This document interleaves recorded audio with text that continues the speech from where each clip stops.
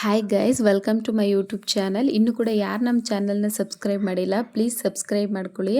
ಹಾಗೆ ನಮ್ಮ ವಿಡಿಯೋಸ್ ನಿಮ್ಗೇನಾದರೂ ಇಷ್ಟ ಆದರೆ ಲೈಕ್, ಶೇರ್, ಕಮೆಂಟ್ ಮಾಡಿ. ನಮ್ಮ ಮನೆಗೆ ನನ್ನ ಫ್ರೆಂಡ್ ಬಂದಿದ್ರು, ಸೊ ಅದಕ್ಕೆ ನಾನು ನಮ್ಮ ಮನೆಯವರಿಬ್ಬರು ಸೇರಿ ಚಿಕನ್ ಬಿರಿಯಾನಿ ಮತ್ತು ಚಿಕನ್ ಗ್ರೇವಿ ಮಾಡ್ತಿದ್ದೀವಿ. ಇಲ್ಲಿ ನೋಡಿದ್ರೆ ಇವರಿಬ್ಬರು ಬೆಳಿಗ್ಗೆನೇ ಬೇಗ ಸ್ನಾನ ಮಾಡ್ಕೊಂಡು ಸಂಗೀತ ಸ್ಟಾರ್ಟ್ ಮಾಡಿಬಿಟ್ಟಿದ್ದಾರೆ.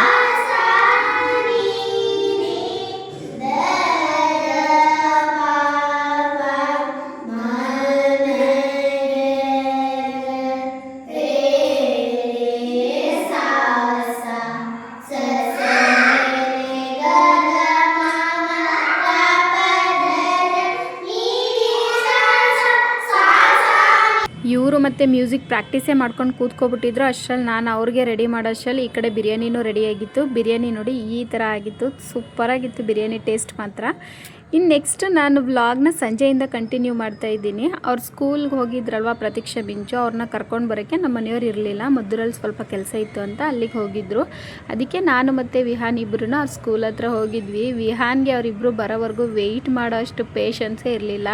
ಗೇಟ್ ಹತ್ರ ನಿಂತ್ಕೊಂಡು ಅಕ್ಕ ಅಕ್ಕ ಅಕ್ಕ ಅಂತ ಕಿರ್ಚ್ತಾನೆ ಇದ್ದ. ಅಷ್ಟರಲ್ಲಿ ಮಿಂಚು ಮತ್ತು ಪ್ರತೀಕ್ಷಾ ಇಬ್ಬರೂ ಬಂದರು. ನಾವು ರಾಮನಗರಕ್ಕೆ ಹೋಗಬೇಕಾಗಿತ್ತು ಜಾತ್ರೆ ಇದ್ದಿದ್ದರಿಂದ. ಸೊ ಇವ್ರನ್ನೆಲ್ಲ ಬೇಗನೆ ಸ್ಕೂಲಿಂದ ಕರ್ಕೊಂಡು ಹೋಗಿ ನಾನು ಅವ್ರನ್ನ ಜಾತ್ರೆಗೆ ರೆಡಿ ಮಾಡಿಸ್ಬೇಕಿತ್ತಲ್ವ, ಅದಕ್ಕೆ ಅಂತ ಸ್ವಲ್ಪ ಬೇಗನೆ ಹೋದ್ವಿ. ಹಾಗೆ ನಾನು ನನ್ನ ಈ ವ್ಲಾಗ್ನ ರಾಮನಗರದಿಂದ ಕಂಟಿನ್ಯೂ ಮಾಡ್ತೀನಿ.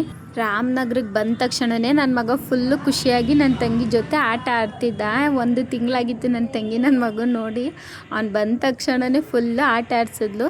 ಸ್ವಲ್ಪ ಮನೆ ಹತ್ರ ಎಲ್ಲ ಆಟ ಆಡಿಕೊಂಡು ನಾವು ಕೂಡ ದೇವಸ್ಥಾನದ ಹತ್ರ ಹೊರಟ್ವಿ. ರಶ್ ಆಗಿಬಿಟ್ಟಿತ್ತು ದೇವಸ್ಥಾನದ ಹತ್ರ ಅಂತ ಫೋನ್ ಮಾಡಿದರು.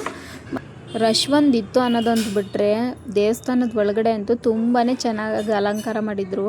ನೋಡಿದ ತಕ್ಷಣವೇ ಏನೋ ಒಂಥರ ಖುಷಿ ಆಗ್ತಾಯಿತ್ತು. ಅದು ಅಲಂಕಾರ ಅಂತೂ ಸೂಪರಾಗಿ ಮಾಡಿದರು, ಡೆಕೋರೇಷನ್ ಎಲ್ಲ.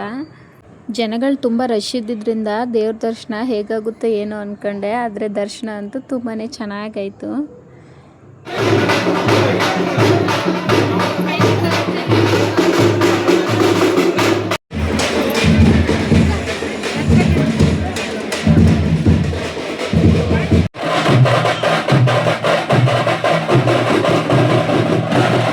ದರ್ಶನವೂ ಚೆನ್ನಾಗಾಯಿತು, ಪೂಜೆನೂ ಚೆನ್ನಾಗಾಯಿತು. ಇನ್ನು ನಮ್ಮ ನೆಕ್ಸ್ಟ್ ಜರ್ನಿ ಬಂದು ಜಾತ್ರೆ ಕಡೆಗೆ.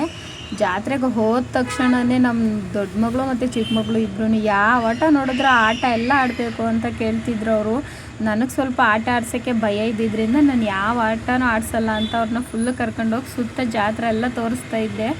ಆದ್ರೂ ನನ್ನ ಚಿಕ್ಕ ಮಗಳು ಸ್ವಲ್ಪ ಹಠ ಮಾಡಿ ಇಲ್ಲ ನಾನು ಆಡಲೇಬೇಕು ಅಂತ ಹೇಳಿ ಒಂದು ಆಟ ಆಡಿದ್ಲು. ಮಕ್ಕಳು ಹಠ ಮಾಡಿದ್ರೆ ಏನು ಮಾಡೋಕ್ಕಾಗಲ್ಲ. ಕೊನೆಗೂ ಅವ್ರ ಹಠಕ್ಕೆ ನಾವು ಸೋಲೇಬೇಕು ಅಂದ್ಕೊಂಡು ಒಂದು ಸೇಫಾಗಿರೋ ಆಟ ನೋಡಿ ಅವಳಿಗೆ ಅದು ಆಟ ಆಡಿಸ್ದೆ ನಾನು. ಈ ಆಟ ಸ್ವಲ್ಪ ನನಗೆ ಸೇಫ್ ಅನ್ನಿಸ್ತು. ಈ ಮೇಲೆ ಹೋಗೋದೆಲ್ಲ ಸ್ವಲ್ಪ ಭಯ ನನಗೆ, ಆ ಥರ ಆಟಗಳನ್ನೆಲ್ಲ ಆಡ್ಸೋಕ್ಕೆ. ಇದು ಒಂದು ಸ್ವಲ್ಪ ಸೇಫಾಗಿದ್ದರಿಂದ ಈ ಆಟನೇ ಆಡಿಸ್ಕೊಂಡು ಅವಳಿಗೂ ಸಮಾಧಾನ ಮಾಡಿಸ್ಕೊಂಡು ಲೈಟಿಂಗ್ಸ್ ಎಲ್ಲ ನೋಡಿಕೊಂಡು ಮನೆಗೆ ಬಂದ್ವಿ. ಇದು ಇವತ್ತಿನ ನನ್ನ ವ್ಲಾಗ್ ಆಗಿತ್ತು. ನಿಮಗೇನಾದರೂ ಈ ವ್ಲಾಗ್ ಇಷ್ಟ ಆಗಿದ್ರೆ ನನ್ನ ಚಾನಲ್ನ ಸಬ್ಸ್ಕ್ರೈಬ್ ಮಾಡಿ, ಲೈಕ್ ಮಾಡಿ, ಶೇರ್ ಮಾಡಿ.